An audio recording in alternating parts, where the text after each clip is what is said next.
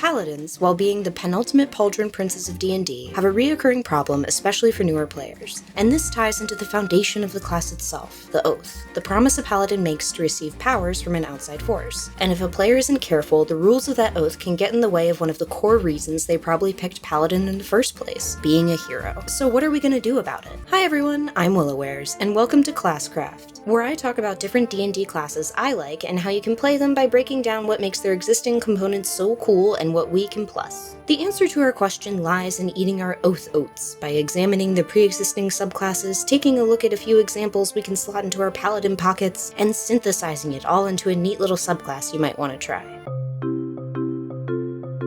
Paladins are half-casters who can heal, take hits, and deal tasty damage and smites, and have guidelines they follow under oaths called tenets. These are the rules in which the paladin operates to hopefully one day become a hero. This is supported from a mechanics standpoint by them culminating at their level 20 feature, something that other subclasses of other classes do not get. Basically, if a paladin follows these oaths, they are rewarded with continued access to their improving powers. If they don't, these powers get taken away. Because of this, a player can be wary of breaking an oath to the point where they can butt heads with the other party members.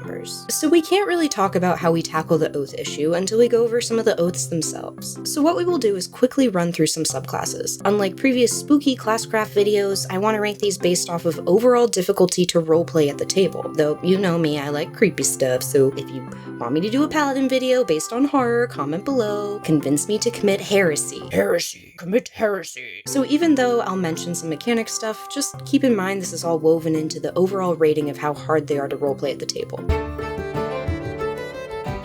Oath of Devotion. Let your word be your promise, protect the weak, and never fear to act, and let your honorable deeds be the example. This is hands down the paladin class of all time. I highly recommend this class for a beginner because it also kind of lets you marinate in the original sauce, that's so gross, of the intention of this class as a whole. It's very easy to roleplay this class if you're with a classic party, as they focus more on your own character being a good person versus trying to impose it on others, though you can certainly play that way. Another great thing is that mechanically this class feels very healthy to me. Lots of opportunities to use your features, useful spell list, just mwah, perfect. Yay. Easy to roleplay as far as paladins go, the classic hero. We're gonna give them an A. Solid. Next up we have Oath of Ancients. Kindle the light of hope. Shelter life. Delight in delight in art and laughter.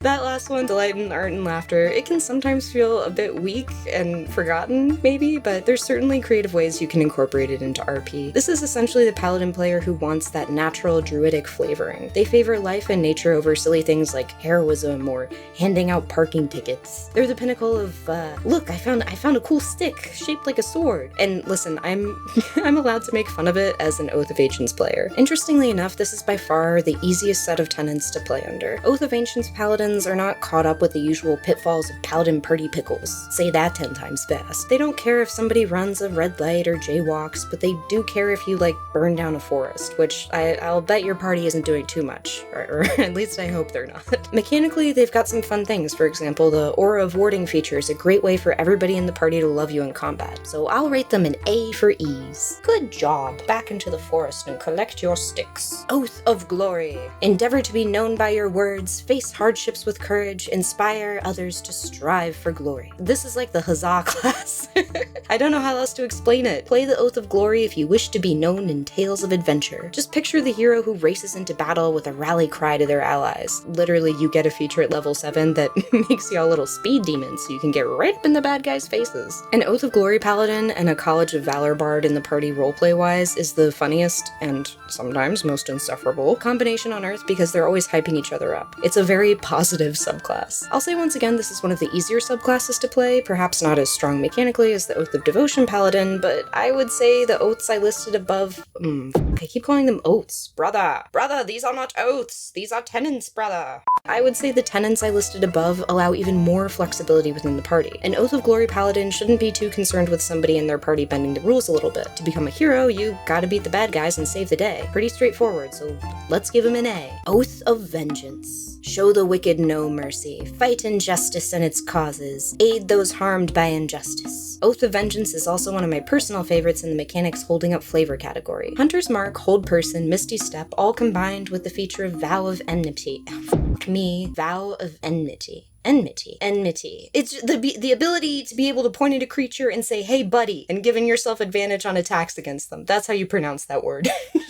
It's so cool. I love it. But it is the first of these tenets that can cause some friction within the party. Where some players might want to give criminals a second chance, the Oath of Vengeance Paladin needs a bit more convincing. This often results in disagreements, but if the party and player are creative enough, there's ways around it. Say the evil villain has finally been caught. The Oath of Vengeance Paladin might be itching to kill him, but he might be convinced to leave the villain behind, stripped of his magic, forever to ruminate on his mistakes. So with compromise, it can work. Let's give him a C. Heirs of the Crown. Law, loyalty, and courage. These three David tenets rule the Oath of the Crown, a paladin that favors civilization. Oftentimes, this is done in the classic knight pledging to a ruler, which makes the name fitting. If you're interested in that chivalry flavoring, this might be the subclass for you. In addition, a lot of games are going to have settings where being an Oath of the Crown just kind of makes sense. Unfortunately, in my opinion, the other subclasses tend to have better versions of what the Crown is working with mechanically. For example, the Oath of Glory's level 3 feature heal versus the Oath of Crown's level 3 feature heal is woof. But if you're playing for flavor, this is a fairly straightforward class. I would say the law part of the tenets can be a bit annoying. While the Oath of Vengeance Paladin will have some friction points with the party at usually very big decision moments, I would say it can be quite a bit more consistent with the Oath of Crown, if that makes sense. Your rogue picked a pocket, that's a problem. Your bard broke into the Guitar Center, that's also a problem. But I know plenty of folks love this class, so I'd love to see how you solve this issue. I'd give him about a C-, a crown minus. Oath of Conquest. Douse the flame of hope.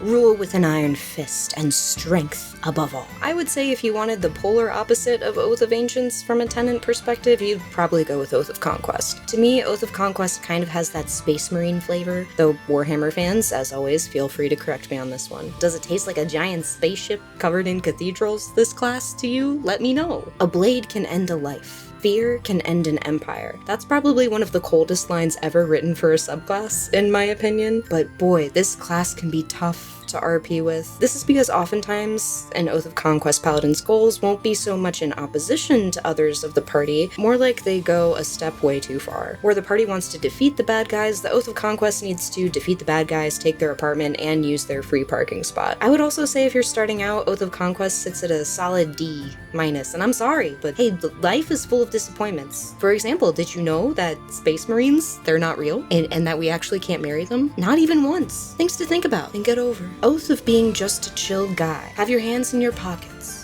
Relax those around you. No, it's really not that I'm just kidding. I just wanted to see if you're paying attention. Oath of Chill Guy ranked F for being the most difficult guy to be on the internet. Okay, let's just keep going. Oathbreaker Paladin. Oathbreaker Paladin is exactly what it says it is. Not a single David tenant to be seen here. A paladin that is turned into a mustache-twirling, zombie-raising evil guy. Mechanically, Oathbreakers are unique compared to their paladin brothers because they have a twofold purpose: fearing enemies and raising, turning, buffing undead. Unfortunately, this makes them a wee bit situational, because they're always on the hunt for the undead, and at higher levels, when the fear mechanic of this class really starts to set in, a lot of baddies you'll face won't be so easily frightened. Playing an Oathbreaker is cool, because it doesn't always mean you have broken an existing oath mid-game. You can also start the game as an Oathbreaker that might be trying to come back to the light. I would say it ranks at about a C- in terms of ease of RP if you're trying to redeem yourself from your oath, but as always, if you're playing a straight-up evil character, that's always harder.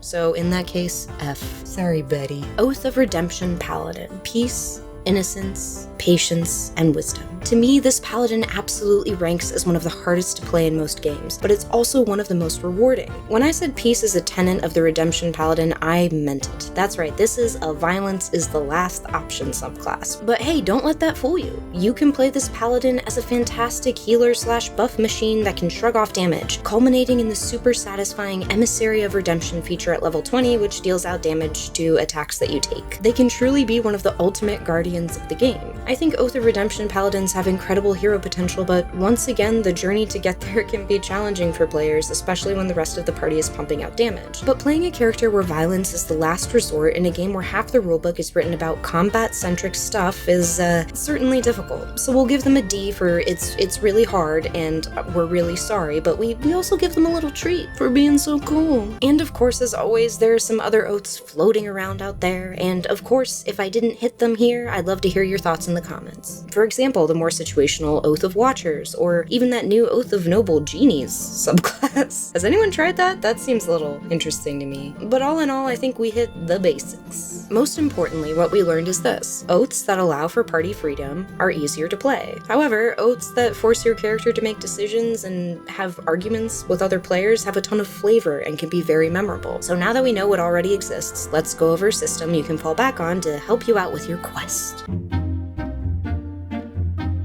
Okay, now I know what you're thinking. She's gonna give me the talk to your DM advice for this problem, or the it's just a game and not a big deal. And yes, okay, that's obviously true. And do that. That is always gonna be the most important piece of advice because it's actually useful. But that wouldn't be much of a video, would it? That's a Reddit post that's been made 1,000,000 times. You know this piece of advice already. And you know what? I'll go a step further. I think maybe it's gonna be risky.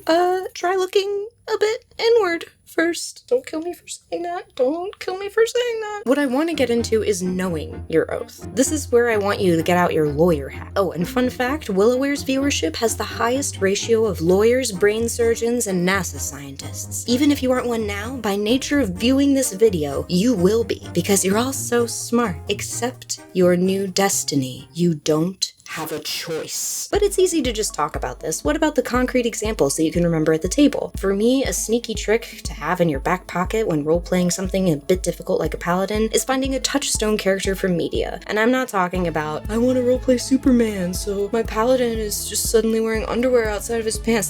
That's stupid. That's not what I'm talking about. I know earlier I said paladins were for players that usually like the armored half-caster archetype, but let's stretch our brains a bit and focus more on characters who, quote, uphold an oath, unquote. This is absolutely gonna be super crazy and maybe a little niche, but have you heard of this little thing called Lord of the Rings? No? Me neither. Faramir is a character from the beloved Lord of the Rings. He's the brother of the ill-fated Boromir, who's been living in the shadows of his brother for a very, very long time. To me, Faramir and many of the other characters from Lord of the Rings are amazing touchstones for Paladin players, because they often state out loud what their own personal oaths and tenets are. All we have to decide is what to do with the time that is given to us. For example, this passage here. War must be, while we defend our lives against a destroyer who would devour all. But I do not love the bright sword for its sharpness, nor the arrow for its swiftness, nor the warrior for his glory. I love only that which they defend, the city of the men of Numenor, and I would have loved her for her memory, her ancientry, her beauty, and her present wisdom. So here Faramir breaks it down for us. One could even look at this passage as a sort of guideline for an Oath of the Crown Paladin, a character who wants to defend their home, civilization, their fellow man. But here's where it gets interesting. In the movies, we have this nice moment where Faramir lets Frodo and Sam go against his father's wishes, to continue their quest and giving the greater good a chance. This is technically against the law, aka against the word of the current ruler. If you let them go, your life will be forfeit. And it is forfeit. This is what I've seen good Oath of Crown players do. They think of the long game. Surely their party members stealing a pie off a windowsill is annoying, but they think bigger picture in terms of order and law, and know what is more important. If a player reasoned with me that they felt this would uphold the greater good of the entire civilization, then absolutely to me, they're not breaking their oath. In short, don't just look at the characters in moments that they are winning and being really cool. Look at the moments where they have to make tough calls and go against the grain. How does Batman wrestle with not killing dudes? How does Thor live with temporarily losing his powers because he isn't worthy? It's the losing moments that you can slot away as a player to help you. The more you know! So even though the oath will probably be the biggest hurdle for you as a character in RP, it's also going to be the thing that makes your character f***ing rock. Other classes have this to some degree. For example, druids being guardians of whatever ingredient of trail mix they're responsible for, or warlocks making sure they don't piss off their evil daddy patron too much. But paladin oaths are multifaceted. Clerics, in my opinion, come at a close second here, but obviously that's for a future video. All in all, paladins are gifted an amazing RP system, a really nice architecture to play in. And as a player, you might still slip up on your oath, and your DM should catch you on it. It makes for cool storytelling, and while it can be annoying to get into trouble, the highs must be accompanied by the lows. So what's gonna go in our recipe this time? Well, we want some oats that allow for flexibility, but also moments of great character building. Maybe a tasty aura that makes other party members love us so, and a space marine pauldron. Not a space marine pauldron, I didn't mean that. Who said that? Anyways, let's just see what we can cook up. I hope you enjoy this little story. Once upon a time, there was a great king with 3 sons. On his deathbed, the king asked them for one final request, and he would do his best to fulfill it. The first one, with hair gold like the dawning sun, said, "Father, I want your riches, enough to rest comfortably until the end of my days, and I will want for nothing." The second one, with hair red like the setting sun, said, "Father, I want your lands, wide enough to ride until the end of my days and see not a soul, and I will want for nothing." The third son, with hair as dark as dusk, was silent for a long, long time. "Father," he said, "I want your final words, true enough to ring until the end of my days, and I will want for nothing." And so the king granted their wishes. To his first, a vast treasure. To his second, his rolling hills. And to his third, his last breaths, words whispered on the edge of life and death. Eventually, the first son spent all of his gold, and the second son grew lonely from travel. They returned, hair like moonlight and bones aching with age, to the palace to find the youngest, shrouded in the shadow of the old castle. "Alas, brother," they explained, "we are weary of the cruel world. Come sit with us and tell us, where have you been?" Their brother agreed and stepped out of the shade, but to their shock, had not aged a day. "Come," he replied, "let us sit by the fire, and tell me your final words, and I will want for nothing." And here is the end of my tale. The Oath of Elegy Paladin abides by these 3 tenets: honor the fallen, soothe the dying, and ward against decay. They are wardens to the sick, provide shelter to those who cannot protect themselves, and are scholars of the end of life and what comes after. Oath of Elegy Paladins are often weighed with mourning jewelry, incense, and scrolls containing the last wishes of those they come across, determined to honor them when they can. But make no mistake, though they appear as erratic hermits, the Oath of Elegy Paladins are a force to be reckoned with. On one side of the coin, the Oath of Elegy holds a comforting hand to the dying, but on the other, a stern blade to the throat of those who mock or cheat death. It is not uncommon for them to dabble in the necrotic arts. However, they approach the practice with respect. It seems that because of this, Oath of Elegy Paladins live suspiciously long, often lonely lives. It is said that perhaps death itself favors its paladins, granting them some twisted form of grace. I wanted to create an oath that gives you, the player, flexibility in playing something a little morally gray or very noble and kind, depending on how you spin it. And I also wanted to have a flavor of paladin that was a little more edgy for all y'all that want to scratch that Oath of Conquest, Vengeance, Oathbreaker itch without all that moral squabbling that can pop up. So I hope you like it. And hey, we did it! We did it! For the ultimate price of free. I have the full subclass below. And for my patrons, I've crafted a magic item with shiny art just for you. Ooh, the shiny art. I think it works well with not just the Oath of Elegy Paladin, but other classes too. If you'd like to pledge to the Oath of Willow wearers, feel free to like and subscribe / turn on notifications. But you must follow my 3 tenets, brother. Drink water. Always cheat at cards. Lock your doors.